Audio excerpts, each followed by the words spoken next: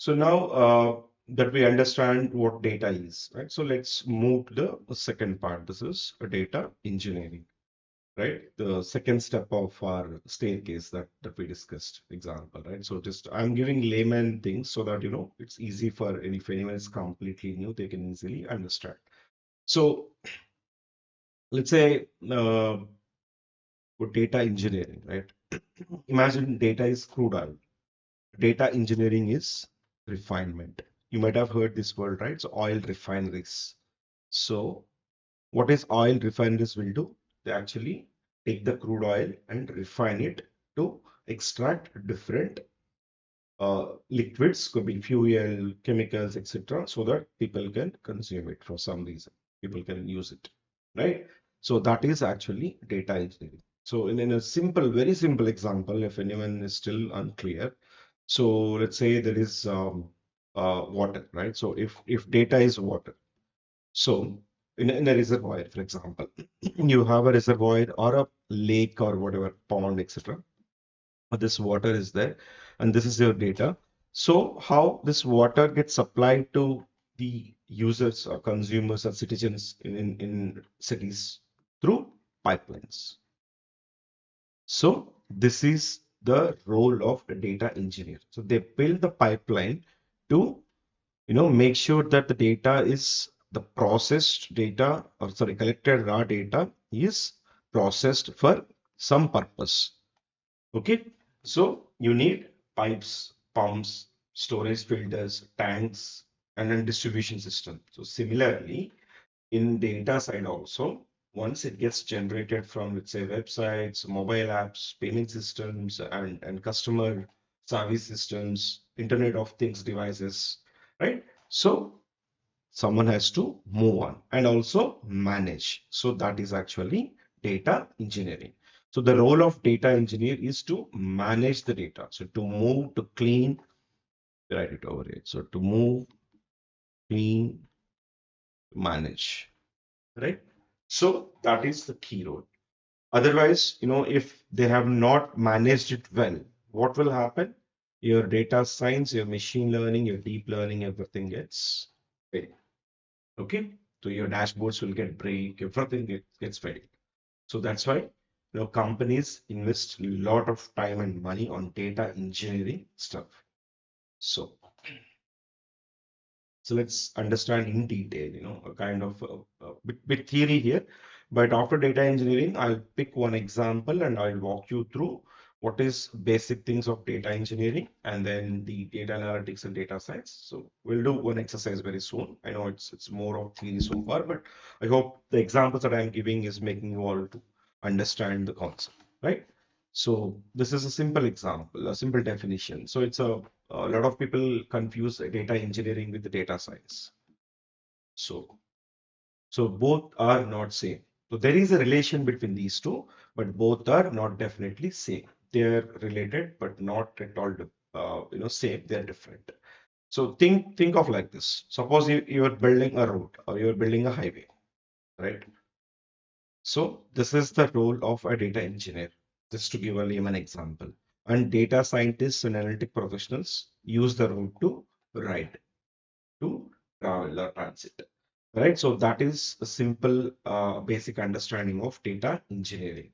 So the data, you see, I have given a simple example. Data engineer never asks why are customers leaving. Churning means leaving, okay, from a product or service.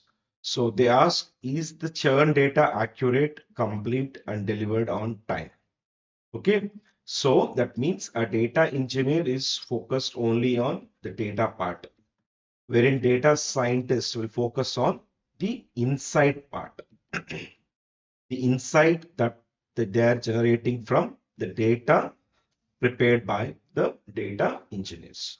Okay, so this simple example, I hope this is making you all clear, right? And please don't get confused between these two, data engineering and data science. And sometimes, I see people also confused with software engineering also. Software engineering is where a developer will build the front end application. An application could be, let's say, suppose Amazon.com, a website. So software engineer is the person who actually built that application. Could be web-based or offline as well, right? So that is different, not software engineering. Data engineering is completely on data. Okay, and this is not, we discussed about, this is not a data science and this is not data science. A nice to have, not a nice to have. Exactly. See, data engineering is a key thing. If they do not have, a robust data engineered pipelines, data engineering pipelines, whatever analytics they do, they don't work, right? So this is very important. Okay, what is the job? If anyone of you are really interested to become a data engineer, okay, so you can actually understand the exact role here. Every data engineer, what they do is they actually help in support in ingestion. What do you mean by ingestion? So once, let's say the Shopspeare example, once consumer enter into Amazon, I'm sorry, Shopspeare.com, right? Then he did some activity, immediately it gets captured through streaming way. All right, that is ingestion.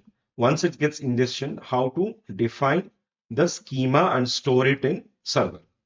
So it should be, a server or a cloud. Okay, a physical server or cloud. So how to store it?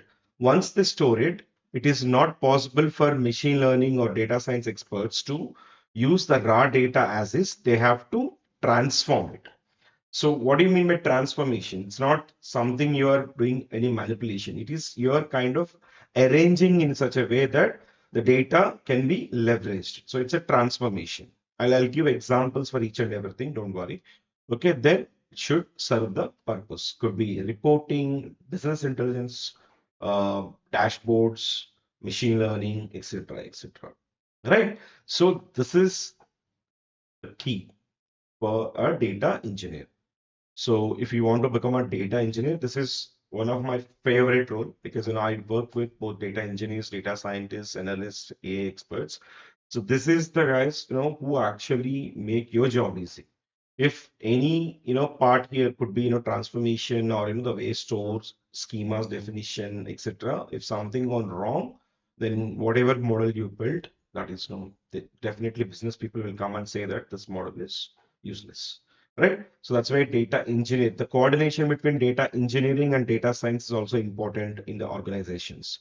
They have to coordinate, make sure that the rules and the validations that is set by the engineer is also approved by the data scientist, so that the consumption will be meaningful. Okay. Oh, okay. This is one important thing. So ETL versus ELT. So ETL, you might have heard this one, like extraction, transformation, and loading. So one of the biggest shift earlier, we used to call as ETL. Now we are saying ELT. Why it is and so on, right? Last few years, it is actually so extraction, transformation, loading. Imagine you are preparing food at home. You clean the vegetables first, right? You cut them, then you cook it. So then you store whatever the curry that you are actually cooked. So that is ETL, extraction, transformation, and your loading, your storing, right? But why we're calling as ELT these days is you're extracting and you're loading and then you're transformation, you're transforming. This is like storing all of your groceries first, deciding later which meal to prepare. So which one is easy? Instead of focusing on only one thing, right? So if you put everything and then start decide, this actually reduce the space. Why this is becoming is popular is this is space issue. Okay, I hope you understand. I'll explain again. Let me take a simple example here. Yeah. So you extract it, right? Then you transform it, then you load it for analytical purposes. So here you have to store the raw data, store the transformer data, then create something like cubes or aggregated tables to upload into your base so that the analytics team will start consuming.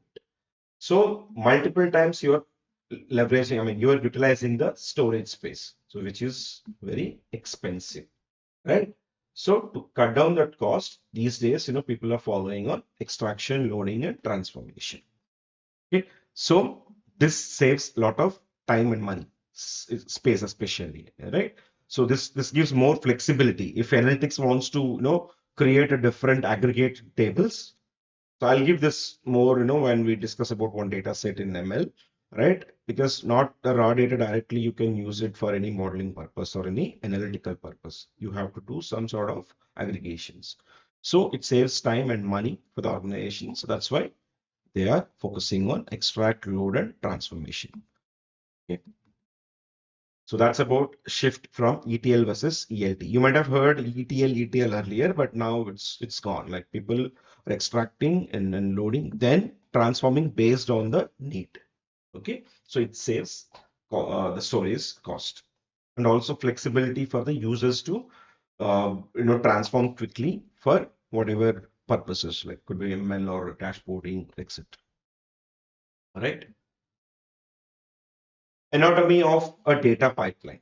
Right? So this is bit interesting and no need to memorize but try to understand, the basic difference between each of these things, right? So this is the journey of each of what you call as every piece of the data that takes. So think of it a parcel delivery service, right? Suppose if a package you order something, right? So let's say Shopspeare, you ordered something and that gets delivered to your house. So there is a sequence, right? So first they collect it and then transportation, then they store into a nearby warehouse, then they sort, and then they deliver it. So just apply the same example to your data also. So what they do for ShopSpear, they collect the information from different sources, websites, clicks. I'll write it here.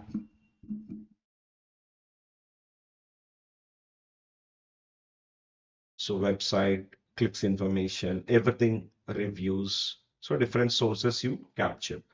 Then you collect this data for the ingestion purpose. The storage, so we save on some cloud, could be AWS or Azure or GCP, some cloud you store, right? So then you do cleaning and preparing for your analysis. So transformation is nothing but you clean and prepare, maybe arrange in a proper format or a proper structure so that people can start consuming it, right? So this is the data pipeline. So one pipeline or multiple pipelines based on the way how organization structures the data. So this is how actually it works. So hope you understand the source, ingestion, storage, transformation, and service. Okay.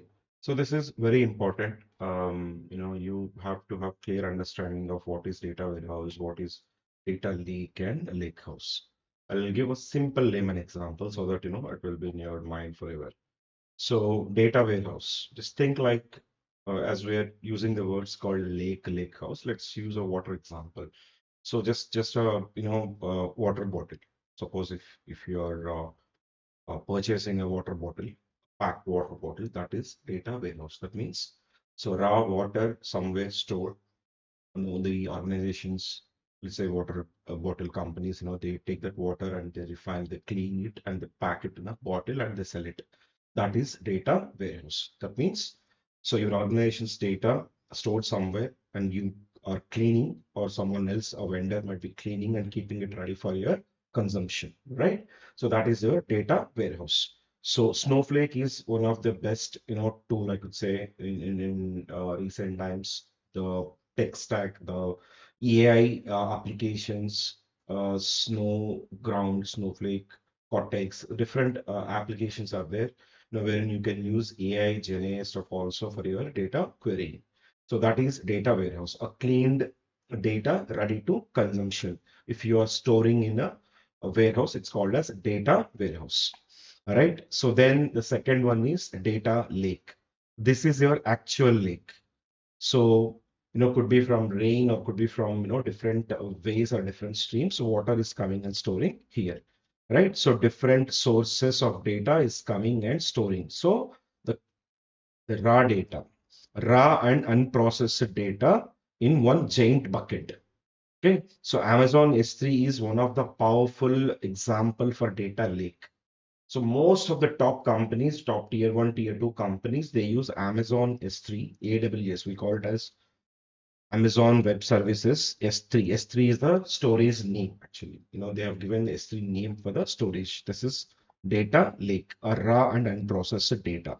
Wherein lakehouse is basically you have your what you call data lake, right?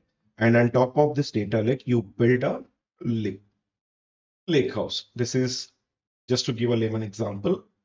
Imagine you have a lake here, then you are building a water plant here so that the water from this lake, gets through this plant and clean and ready for consumption, right? So Lakehouse, Databricks is one example. Apache Iceberg on S3 is another example. These are the tech stack people use it, to store, the raw data directly from the lake to clean and make it ready for the consumption, right? So please don't get confused if anyone is asking these questions during interview. Data warehouse, lake data, lake and data lakehouse. The data lake is the actual lake, the complete raw data to store whenever you are storing. That's called as data lake. S3 is one of the example. Lake house, if you're putting some refinement, some rules, some validations, and then make it ready for the consumption, that is called as lake house.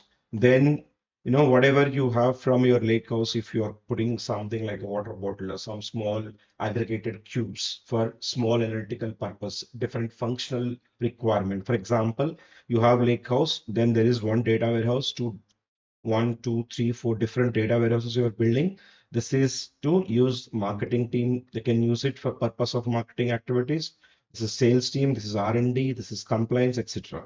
So if you are specifically, designing some cleaned data and storing on somewhere, could be Snowflake, etc. It's called as data warehouse, right? I hope you clear on these things. Make sure be mindful when you are using the terminology lakehouse, lake versus data warehouse.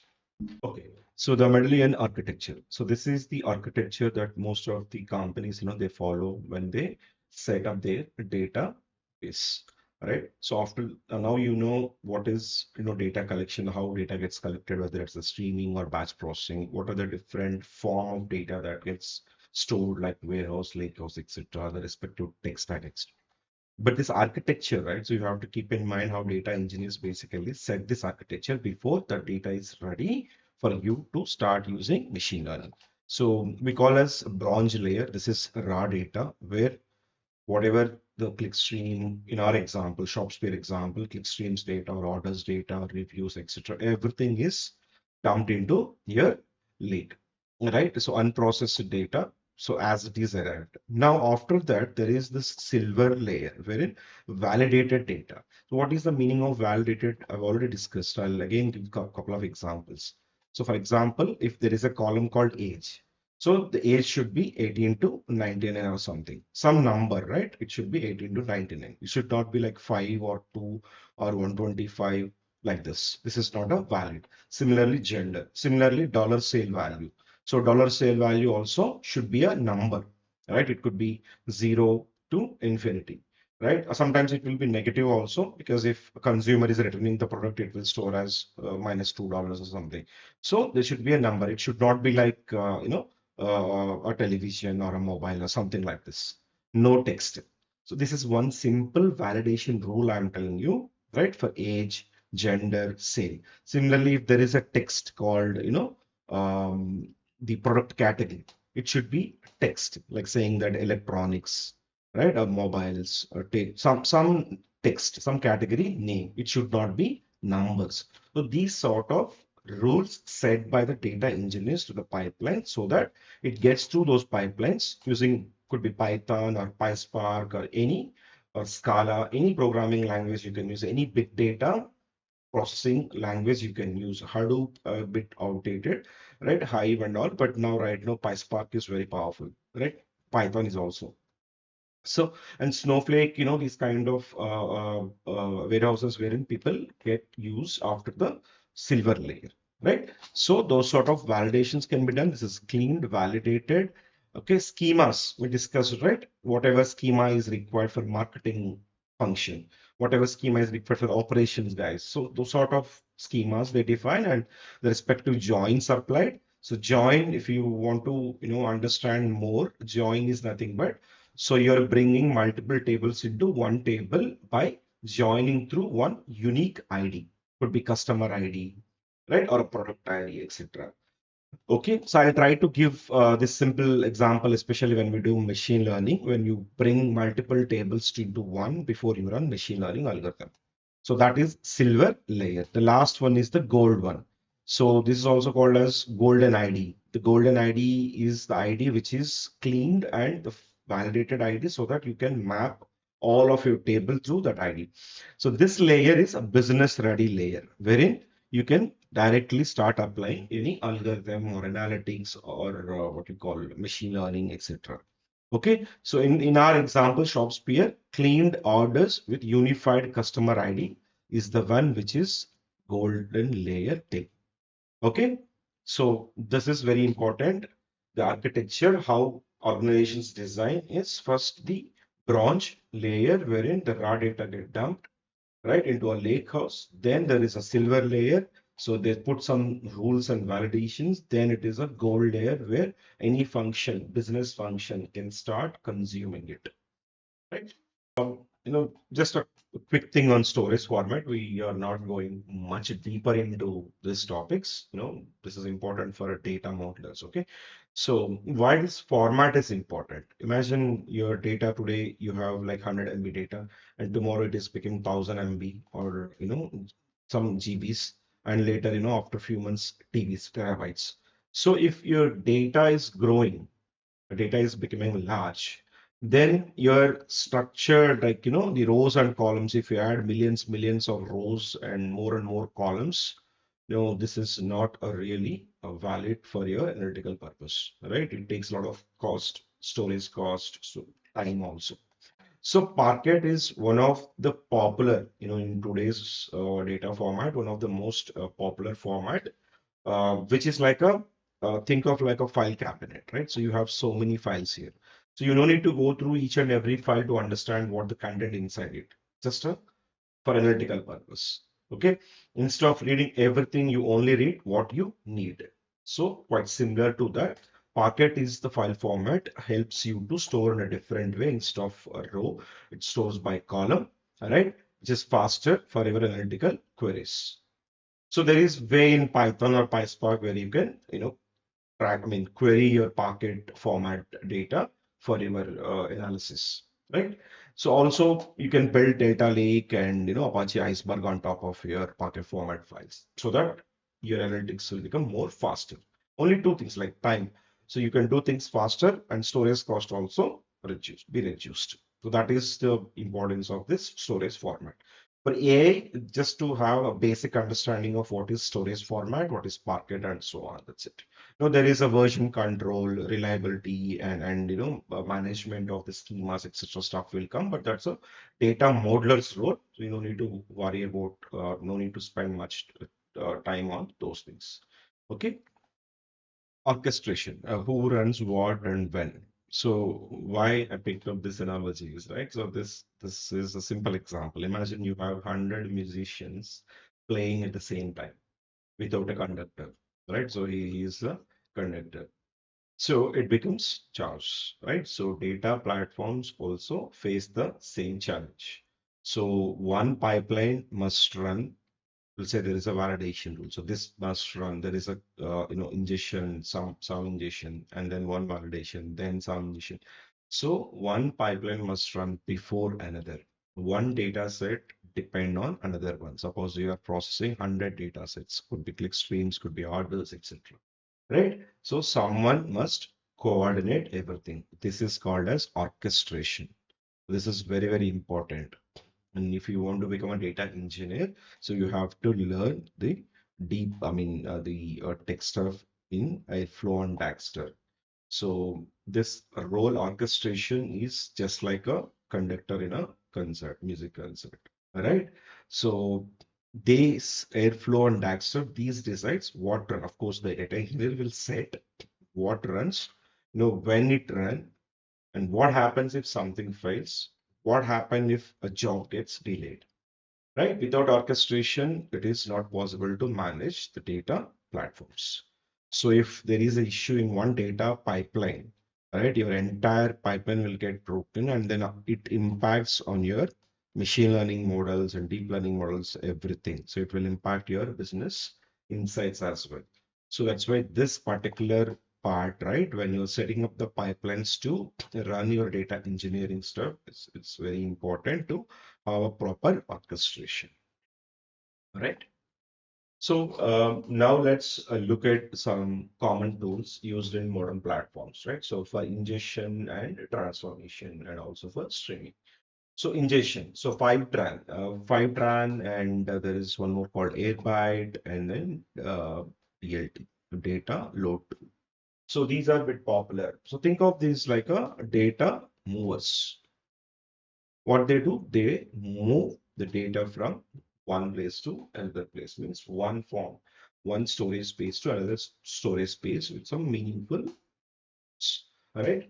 So this is the way how the ingestion is happening, whatever could be streaming or batch. These guys, the Fivetran or Airbyte will help you to do the ingestion stuff. Then comes the transformation, right? So transformation data build tool is one of the popular. I mean, you can actually run through SQL. Think of DBT as a business logic layer, right? So it converts the raw data to whatever the rules that you apply or meaningful business data set.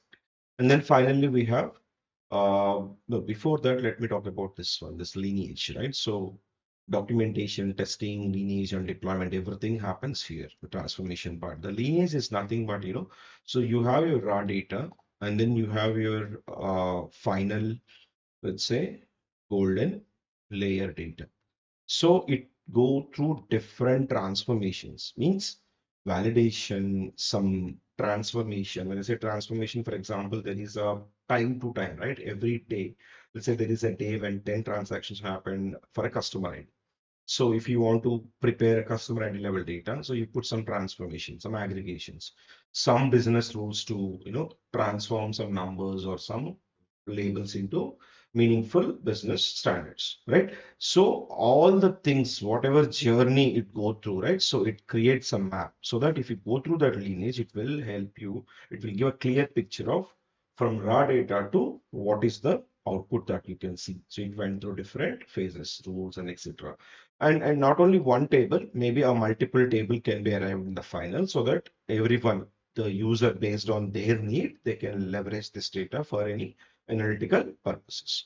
So that's a transformation. This is very, very important. You provide for data science or the AI experts to have a clear understanding about this lineages. You have to make sure that you pick the right data set for your model. Otherwise, the insight, how you're interpreting, will be in trouble. So that's why this is very, very important. Then the streaming part, right? So streaming like Kafka and Spark, these are the two popular tech stack, I could say, tools which helps in streaming, and these they enable real time systems. Instead of waiting from tomorrow, you make your whatever rules can run through streaming. The moment the customer clicked something, so this gets through your pipeline and clean the data, and it goes and stores into your final data set. Okay, so this is about ingestion and transformation tools. Okay, so now let's discuss whatever we learned in last few slides, right, about data engineering. Let's put on this for our example ShopSpear, right? So this slide shows the complete pipeline for ShopSpear. So customer activity that is capturing through Kafka ingestion. So the event streaming, we discussed different sources, right? One is the streams. So once you get this ingested through your Kafka, the raw data lands in the bronze layer, right? So then the DBT, so once it has bronze layer, the DBT data build tool transforms it into trusted silver and gold data sets, right? So Dagster is the guy who actually orchestrates. So you use Dagster or an Apache one to orchestrate your pipelines, right? Once you have this streamed data, stored in a bronze data lake or delta lake, and you applied proper transformations, then you prepared your golden standard data sets. And you know what are the tools here? So Kafka, right, and DBT, Dangster. And then what finally you're getting is the golden standard quality data. great expectations, we say. Because this one, once you have the data, this is going to used by your data scientists for any ML or any AI stuff, right? So now if you notice something important here, nothing magical happened, right? We simply build the right foundation. And that's the biggest lesson of data engineering. Before AI can become intelligent, the data platform must become reliable. That is important. So the data is validated and check the quality, all the 6 dimensions, what we learned, and then it is reliable. So you can trust this data and go ahead and build your analytics. Otherwise, your insights won't be any making sense for your business. Okay. So now we discussed about data and data engineering. So 2 layers. Now we are comfortable. Like I hope you got a strong foundation about these two.